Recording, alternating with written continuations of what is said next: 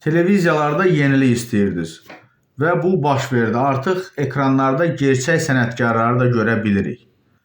Və bu tələbi ən çox sosial şəbəkə istifadəçiləri irəli sürürdü ki, televiziyalarımıza baxmaq olmur və s. o veriliş bağlansın, bu bağlansın.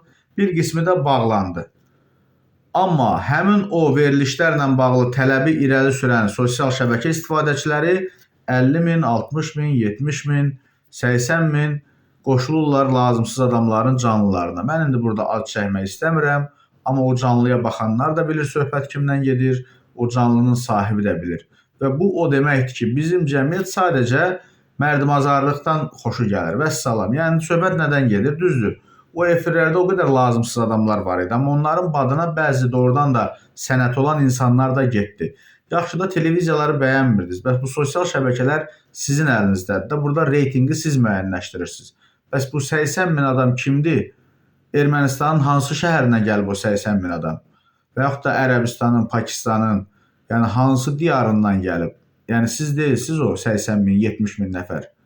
20-30 dənə şiir, nə bilim, pələng filan.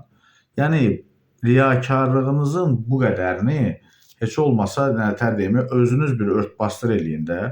Sakitcə dayanın. Televiziyada filan şey göstərsinlər. Televiziyalarda işləyən dostlarım qan ağlayır ki, efirə baxan yoxdur. 10 gündə heç kim baxmır. Yalandan sənətkarlar gəlsin, filan gəlsin. TikTokda da sənətkarlara baxırsınız, amma başqa işlərin sənətkarlarına.